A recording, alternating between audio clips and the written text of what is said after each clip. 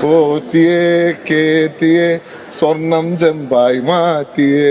അത് മതി, അത്ര കേട്ടാ മതിയല്ലോ. ഞാൻ പ്രതിഷേധിച്ച് കഴിഞ്ഞിരിക്കുന്നു. പ്രതിസന്ധി നേരിടുന്ന ഒരു IFFK ആണിത്. കാരണം 19 സിനിമകൾക്ക് കേന്ദ്രത്തിന്റെ ഒരു വിലക്കൊക്കെ ഉണ്ടായിട്ടുണ്ടായിരുന്നു. അതിപ്പോ 6 ചിത്രങ്ങൾ ഇത്തവണ പ്രദർശിപ്പിക്കാൻ പാടില്ല എന്നിപ്പോൾ ഈ അവസാന ഘട്ടത്തിൽ പോലും ഒരു അറിയിപ്പ് അത് ചീഫ് സെക്രട്ടറിക്ക് നേരിട്ട് കേന്ദ്രം നൽകിയിരിക്കുകയാണ്. അപ്പൊ അതിനേക്ക് എങ്ങനെയാണ് നോക്കിക്കാണുന്നത്? വിലക്ക് വന്നത് എല്ലാ പ്രൊസീജിയേഴ്സും ഫോളോ ചെയ്തിട്ടാണെങ്കിൽ അത് അംഗീകരിക്കാൻ പറ്റുന്ന ഒരു കാര്യമല്ല.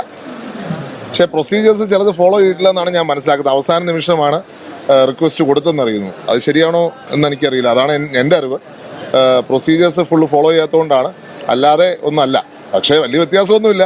ഇവിടെ ഒരു പാട്ട് പാടാൻ സമ്മതിക്കാത്തവർ സിനിമയെക്കുറിച്ച് ദുഃഖിക്കേണ്ട കാര്യമുണ്ടോ? ഒരു പാട്ട്, ആ പാട്ടിനെതിരെ വ്യാപകമായി കേസെടുക്കുന്നു, വ്യാപകമായി അതിനെ പിൻവലിക്കണമെന്ന് പറയുന്നു. ആ പാട്ട് പാടാൻ അനുവദിക്കാത്തവർ സിനിമയെക്കുറിച്ച് ദുഃഖിക്കേണ്ട കാര്യമുണ്ടോ? രണ്ടുപേരും ഒരു നയമല്ലേ ഫോളോ ചെയ്യുന്നത്. ഒരു വ്യത്യാസവും ഇല്ല. പാട്ടുപാടി ഒന്ന് പ്രതിഷേധിക്കുന്നു. പാട്ടുപാടി എന്താ, ഒരു പ്രശ്നമില്ല.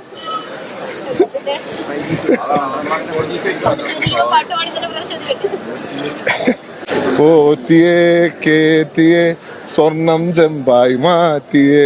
അത് മതി, അത്ര കേട്ടാ മതിയല്ലോ. ഞാൻ പ്രതിഷേധിച്ച് കഴിഞ്ഞിരിക്കുന്നു. ഇതിന് വലിയ കേസെടുത്തോട്ടെ. അങ്ങനെ കേസെടുത്ത് ഇത് അവസാനിപ്പിക്കാമെന്ന് ആരും വിചാരിക്കേണ്ട. ഇത് ആവിഷ്കാര സ്വാതന്ത്ര്യത്തിന്റെ പ്രശ്നമാണ്. അത് ഇവിടുത്തെ ഓരോ കൊച്ചുകുട്ടി മുതൽ ഈ പാട്ട് പാടുന്നുണ്ട്. എല്ലാവർക്കെതിരെ കേസ് എടുക്കാനാണെങ്കിൽ ഇവിടുത്തെ ജയിലുകൾ പോരാതെ വരും എന്ന് ഈ ഗവൺമെന്റിനെ ഓർപ്പിക്കാൻ ആഗ്രഹിക്കുകയാണ്.